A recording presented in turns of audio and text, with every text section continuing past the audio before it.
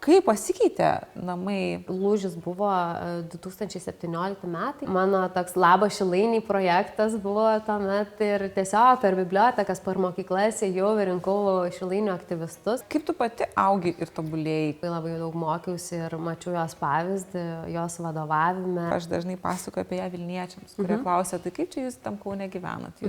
Juk pas jūs tiek daug tokių miesto įstaigų biudžetinių, turbūt nieko įdomaus. Ir aš tada jam pasakoju apie kultūros pusryčius. Aš lygiai tą patį, Kotryna, darau. Kur, net ne Vilnių, visur, kur važiuoju, pasakoju apie kultūros pusryčius. Ar tiesa, kad renginiuose, kuriuos organizuoji tu arba prisidedi prie organizavimo, niekada nelyja? Taip yra tiesa. Šiandien pažindinamės su viena seniausių Kauno kultūros įstaigų, Kauno menininkų namais. Ir daugiau apie juos mums papasakos menininkų namų direktorė, vadovė Simona Savickaitė. Labas, Simona. Labas. Taigi, kaip tu gyveni šiandien šį pavasarį? Pradėkim nuo to. Mums visada pavasaris toks gan intensyvus pasiruošimui yra, nes artėja vasaros renginiai, pavasario renginiai, tai iš tiesų visada yra džiugu gyventi žiemoje, kai tokia kultūra šiek tiek yra apsnūdusi. O dabar pavasarėjant jau tikrai su ta gamta jaučiasi kaip atgyjam ir mes ir tiesiog turim darbų, bet tuo ir džiaugiamės. Kiek laiko jau esi su Kauno menininkų namais? Metai ir 4 mėnesiai gal. Kažkas tokio, gal 1.5 metai. Tai neilgas laiko tarpas dar kol kas. Kaip šiandien jau turėdama šiokios tokios patirties, pristatytum Kauno menininkų namus tiems, kurie visiškai apie tai nieko nežino. Galbūt savo, kuri dar tik ėjo į Kauno menininkų namus. Kaip papasakotum apie šią įstaigą? Labai džiaugiuosi, kad pavyksta su komanda vienareikšmiškai vienodai susikalbėti. Tai mes dabar menininkų namus pristatome kaip šiuolaikinę kultūros erdvę, kurioje gali rasti visko ir visi gali rasti tai, kas jiems yra aktualu. Tai stengiamės, kad įstaiga taptų kuo atviresnė ir kuo daugiau žmonių pas mus užsuktų. Tai atvira šiuolaikinė kultūros erdvė. Kokios pagrindinės veiklos dabar liejasi šiuose namuose, persipina, džiugina miestiečius? Turim tokias 3 pagrindinės kryptis. Viena yra šiuolaikinio meno praktikos, organizuojam įvairias, rengiam parodas, performansus, koncertus ir turime šiuolaikinio meno leidinių skaityklą, kuri man yra už nugaros. Tai tiesiog kviečiame ir skatiname miestiečius edukuotis ir susipažinti su šiuolaikiniu menu. Tada antroji mūsų kryptis yra kultūros organizacijos ir jų būrimas. Organizuojam kultūros pusryčius, kultūros mugę ir tiesiog stengiamės, kad kultūros laukas būtų kuo stipresnis, aktyvesnis ir kad mes vieni kitus gerai pažinotume ir galėtume drąsiai kreiptis, bendradarbiauti, bendrus projektus kažkokius rašyti. Ir tada trečioji kryptis yra mūsų didieji renginiai, miesto renginiai, bendruomenių būrimas, tai yra daugiau Kaunas Europos kultūros sostinė palikimas, tai Fluxus festivalis, kiemų šventė, kultūra į kiemus projektas, kur kviečiam bendruomenės taip pat būti aktyviamis ir dalyvauti kultūroje, bei ją kurti ir išsakyti savo žodį. Minėjai kultūros bendruomenę, kurią bandote stiprinti ir vienyti. Į kokią bendruomenę tu atėjai ir iš kur? Labai įdomu. Vis tiek negimei turbūt kultūros bendruomenėje. Pirmoji mintis man buvo, jog aš gyvenau prieš 7 metus Šilainiuose ir tenai nebuvo jokios bendruomenės ir iš nieko norėjau suburti žmonės, kurie kartu pagyvintų Šilainius. Tai mano toks Labas Šilainiai projektas buvo tuomet ir tiesiog per bibliotekas, per mokyklas ėjau ir rinkau Šilainių aktyvistus. Tai čia tokia, sakyčiau, mano širdies bendruomenė, kur tikrai labai daug jėgų įdėjau, kad tą finalinį, ten tokį renginį Šilainių darėm, Šilainių dienos kartu su tai žmonėmis. Tai jo, mano tokia pirmapradė bendruomenė galbūt. Grįžtant į Kauno menininkų namus, įstaiga skaičiuoja jau 53 metus. Labai daug. Pusšimtis metų, daugiau negu daugelį jos lankytojų turbūt, tai žmonės net ir neatsimena, kas čia buvo nei prieš 10, nei prieš tą labai 20-30 metų. Kaip pasikeitė namai šį įstaigą per tuos metus? Vis tiek esi susipažinusi su istorija. Įstaiga tikrai labai pasikeitė, ypač lūžis buvo 2017 metai, jei neklystu, kai šiek tiek pasikeitė auditorija Kauno menininkų namų ir Kauno menininkų namai tapo daugiau ta šiuolaikinio meno, šiuolaikinės kultūros erdvė. O iki tol tai buvo nuostabi erdvė poetų, visokių įvairiausių muzikantų susibūrimams, barui, kultūros. Tai organizacija keitėsi, bet aš tai laikau visiškai natūraliu procesu, nes kai pakalbė su Vilniaus organizacijomis ir tom pačiom Kauno organizacijomis, mes visos turėjom labai panašias istorijas. Mes visos turėjom tas undergroundą kultūros organizacijose, mes tuos pačius skaitimus, vairiausius tam pasibuvimus, o dabar jau įvykus tam lūžiui, mes esam gal labiau tokios formalesnės organizacijos, daugiau kažkaip edukuojam, daugiau šviečiam visuomenę, bet tai nėra blogai, nes matyt toks yra visuomenės irgi poreikis. Kaip tu pati augi ir tobulėjai, iš ko mokaisi, kas labiausiai tave įkvepia kaip vadovė, bet kaip kultūros įstaigos vadovė? Tai mano vadovė yra Virginija Vitkienė, iš kurios aš tikrai labai daug mokiausi ir mačiau jos pavyzdį, jos vadovavime ir apskritai kultūros formavime. Tai man iki šiol dar būna, kad aš jai paskambinu kritiniais atvejais ir klausiu, ką Virginija tu tais momentais galvodavai, kaip tu susitvarkydavai su tom kažkokiam vidiniam būsenom, kurios ištinka kartais, kaip visą laiką sako vadovas, yra toks gan vienišas žmogus, ten tu per daug nesidalini savo kažkokiam išgyvenimais. Tai džiaugiuosi turėdama Virginiją.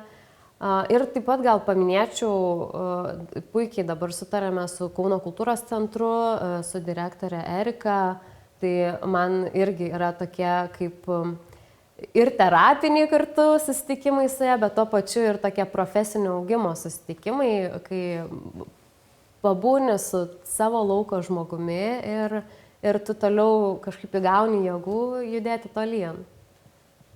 Tai tokie gal du žmonės. Užsiminė apie kultūros pusryčius, kas aš manau yra labai sveikintina iniciatyva, aš dažnai pasakoju apie ją Vilniečiams, kurie klausia, tai kaip čia jūs tam Kaune gyvenat? Juk pas jūs tiek daug tokių miesto įstaigų biudžetinių, turbūt nieko įdomaus. Ir aš tada jam pasakoju apie kultūros pusryčius, kur visi susitinka ir mainosi idėjomis ir žiniomis ir netgi gandais.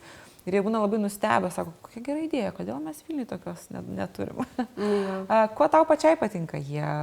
Kas tave motyvuoja vis dėlto skirti tą vieną rytą per mėnesį ir važiuoti kažkur į vis naują kultūros įstaigą, susitikti su kolegomis? Aš lygiai tą patį, Kotryna, darau. Kur, net ne Vilnių, visur, kur važiuoju, pasakoju apie kultūros pusryčius ir džiugu, kad jau kiti miestai, Druskininkai, Šiauliai jau šitai daro. Ir ima mus kaip pavyzdį, tai nežinau, man kultūros pusryčiai yra dalinai gal ir Kaunas Europos kultūros sostinė projekto palikimas toks, kad šitas projektas mus būrė, o dabar kultūros pusryčiai būrė mus toliau. Tai ateiti, priminti apie save, prisiminti kitus, ten tas, kaip tu sakai, 2 valandas skirti pabendravimui, manau, kad mes nežinau, tiesiog yra super produktyvu, nes tu ir kažką išsprendi, kažką pakvieti, kažką padarai, tiesiog labai naudinga tiek pabendrauti, tiesiog susitikti, nes mes jau tikrai pastebiu, kaip kiekvienose pusryčiuose tampam tokie artimi, gan nedraugai, visi ateina, klega, bendrauja ir stiprina tą ryšį. Tai tiek tas bendravimas, tiek ir profesiškai man labai smagu yra pasidalinti. Ja. Artėja didžiųjų miesto renginių sezonas. Ar tiesa, kad renginiuose, kuriuos organizuoji tu arba prisidedi prie organizavimo, niekada nelyja? Aha. Taip yra tiesa. Esu be galo laiminga dėl to. Iš kur ištraukiai šitą faktą? Aš pasikėliau dokumentus. Geras. Jo, čia yra neįtikėtina. Tikrai yra buvę momentas, kai prieš gal 19 ar 20 metų Kiemų šventė orų prognozė buvo tragiška ir mes jau užsakinėjom palapines ir ten galvojom, kaip mes į bromus visus žmonės ten susodinsim. Bet saulė švietė kitą dieną ir mums jokių palapinių neprireikė, tai aš nežinau, neįsivaizduoju, kaip vyktų Fluxus festivalis per lietų, kaip Kiemų šventė vyktų per lietų, kaip kultūra į kiemus vyktų per lietų. Tai, esu tikrai dėl to labai laiminga. Bet šitas klausimas, kiek iš tiesų yra atėmęs emocijų, nervų ir baimių sukėlęs, tai prieš kiekvienais metais tiesiog bijai, nes oras yra 80% renginio sėkmės. Tai kad taip būtų ir toliau. Kokių kitų iššūkių būna? Kas telpa į tuos 20%? Kaip tavo akimis auga šie renginiai, kurie ir savo prigimtimi yra labai dideli? Jo, auga pirmiausia žmonių skaičiumi. Nuolatos galvojat, kada Fluxus festivalis sustos augti, nes atrodo kiekvienais metais vis daugiau ir daugiau žmonių ateina. Aš taip buvau, mintise galvojau, kad kokie 5000 jau bus riba Fluxus festivalį, tiesiog galbūt Kaunas neturi tiek daug žmonių, kurie drįstų kopti parodos kalnų, bet auga ir auga. Tai kas dar galbūt yra smagu, kad manau, kad visi šie renginiai auga ir profesionaliai, kadangi mes patys auginamės pirmiausia savo kompetencijas, žmonės ten 5 metus, kai kurie jau dirba prie šių renginių, tai jie stiprėja, aišku, gerėja technologijos, čia jau labiau gal apie Fluxus festivalį kalbu, kad mes tiesiog turim daugiau galimybių padaryti tą festivalį kažkaip technologiškai įspūdingesnį. Tai visas šitas miksas tikriausiai žmonės, darbuotojų kompetencijos ir technologijos, kurios vis atsiranda. Kaip miestiečiai galėtų prisidėti prie didžiųjų miesto renginių ir taip pat kitų veiklų, kurias vykdo Kauno menininkų namai? Ar jiems yra atviri ne tik renginiai, bet ir organizacinė virtuvė? Jo, tikrai yra atviri, esame atviri ir kviečiam ypač praktikantus, savanorius, kurie nori nuo pat dabar, jau mes dabar ruošiamės ir Fluxus festivalį, ir tai pačiai Kiemų šventei, tai yra labai reikalingos papildomos rankos, tai kuo daugiau žmonių prisijungia, tuo mes galim kažkokį didesnį mastelį pasiekti ar kokybiškesnį produktą sukurti. Tai jeigu yra studentų ar ne studentų, tiesiog žmonių norinčių keisti savo profesiją ar kažko naujo išmokti, tai mes tikrai ir sulaukiam tų laiškų, bet galėtume sulaukti jų ir daugiau. O visi mūsų renginiai iš tikrųjų yra skirti bendruomenėms ir žmonėms. Tai jeigu neprisidėti prie organizavimo ir įsilieti komandą, tai tikrai kopti į kalną, dalyvauti ten Kiemų šventėje, ateiti į kultūrą į kiemus, pasirodymus su keksiukais, nežinau, kultūros mugėje dalyvauti, prisijungti. Tai žinau, man atrodo, kad visi mūsų renginiai yra pakankamai įtraukus ir norint žmonės tikrai lengvai gali rasti savo vietą. Per tos 1,5 metų, kai esi šios įstaigos vadovė, koks renginys čia vykęs tave labiausiai nustebino, pritrenkė, galbūt šiek tiek netgi tave pakeitė kaip žmogų? Aha, geras klausimas. Iš tikrųjų, mane gal labiausiai pakeitė ir sukrėtė kažkaip, praplėtė mano akiratį renginys, kai aš dar čia nedirbau. Tai buvo Metars programos renginys, industrinės muzikos, kur atėjau ir galvojau, tokių vietų Kaune yra ir tokių vakarėlių Kaune yra. Tai aš tikrai išėjau iš to renginio ir galvojau, buvo keista, bet tai tikrai man praplėtė mano matymą, suvokimą ir akiratį. Tai čia gal vienas iš, o kažkaip labai didžiuojuosi ir džiaugiuosi mūsų šių metų gimtadieniu. Buvo tikrai labai smagus renginys, pavyko mums įtraukti ir lauko statybas, kurios už lango vyksta, padaryti tenai performansą, įtraukti žmonės, kurie čionai irgi galėjo dalyvauti tam gyvam performanse visą dieną.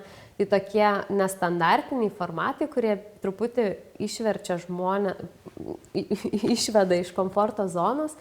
Man patinka ir aš džiaugiuosi, kai mes tai darom. Tai savotiškai ir edukacija ir požiūrio praplėtimas. Nors ne pirmi metai dalis šiltojo oro renginių vyksta už Kauno menininkų namų vilos į Žaliakalnio šlaitą, bet šiemet pagaliau tai bus jau ir oficialu Brėžiniuose ir amfiteatras taps ne menamu, o tikru. Taip. Gal galėtum daugiau papasakoti apie tai, kada jau bus galima apsilankyti amfiteatre ir kas ten planuoja vykti? Į amfiteatrą jau galės į pirmosius renginius atvykti gegužės 26 dieną per Putvinskio gatvės dieną. Ta diena bus oficialus amfiteatro atidarimas. Pas mus dar vyks statybos, bet amfiteatras jau bus baigtas. Tai jis galbūt neatrodys, dar nebus sužėlusi žolė tobulai ar kiti dalykai, tačiau jau mes amfiteatre galėsim sėdėti ir leisti laiką. O kol kas amfiteatras yra tokia kaip mums patiems nauja ir gan dar eksperimentinė erdvė, tai mes šiuo metu labiau tyriame, kas norėtų, kas galėtų, kam būtų įdomu, skleidžiam apie tai žinią ir žiūrėsim, kam didžiausias poreikis, kas didžiausią poreikį išreikš, bet iš esmės turėsim tikrai kino vakarus, koncertus, slemą tą patį darysime lauke. Iš esmės tai bus ir Kauno menininkų namų partnerių, kitų biudžetinių įstaigų pasirodymų vieta. Tai ir aišku, bus galima nuomoti šitą amfiteatrą, jeigu kažkokiam uždariem renginiam, tai tikrai bus galima. Kas tave motyvuoja labiausiai, netgi ir po darbo nueiti į kokį nors kultūros renginį? Kokia yra iš tikrųjų viso šito, kad tu veiki prasmė, kaip tau atrodo? Po darbo nueiti kultūros renginį iš tiesų jau tampa sunku, pripažinsiu. Nes atrodo, kultūra jau su manim 7 metus ir jinai yra labai intensyvi. Ir eiti po visą dieną praleidus kultūroje, dar į kultūrą toliau, kartais būna jau per daug. Bet kas motyvuoja ir dėl ko aš iš viso kartais taip, galvoju, per sudėtinga, nebegaliu, bet tais momentais pagalvoju, kad tu darai dėl žmonių ir tu darai žmonių gyvenimus spalvingesnius, gražesnius. Yra renginių, kurie iš viso įprasmina žmogaus metus. Yra bendruomenių, kurios visus metus ruošiasi tiem renginiam. Ir tai yra jų laukimas, jų gimtadienis, jų diena, kai jie to laukia. Tai kai tu pamatai renginiuose žmonių veidus, kai tu pamatai tas bendruomenės, kurios yra laimingos, kurios to laukia, tai man tiesiog net per daug gal kartais prasmės suteikia. Nes kartais net žaviuosi žmonėm, kurie turi darbus tokius ramius, kažkiek prasmės jame mato ir viskas. O man, tai aš tiek tame daug prasmės matau žmonių, pagerinti žmonių gyvenimus, kad tai gal man asmeniškai mane kaip žmogų šiek tiek net kažkaip nužudo, nežinau, į tą kultūrą labai stipriai įpinam. Tai va, nežinau, labai čia susivėliu su šitu klausimu, bet kažkaip gal. Gerai, metas paskutiniam klausimui. Kur yra kultūra? Kauno menininkų namuose. Ne, iš esmės tai Kaune mūsų visose kultūros organizacijose. Tai smagu, kai mes viena kitą papildom ir mes nesijaučia, kad konkuruotumėm. Tai yra svarbiausia ir Kaune, aišku. Ačiū tau. Ačiū tau.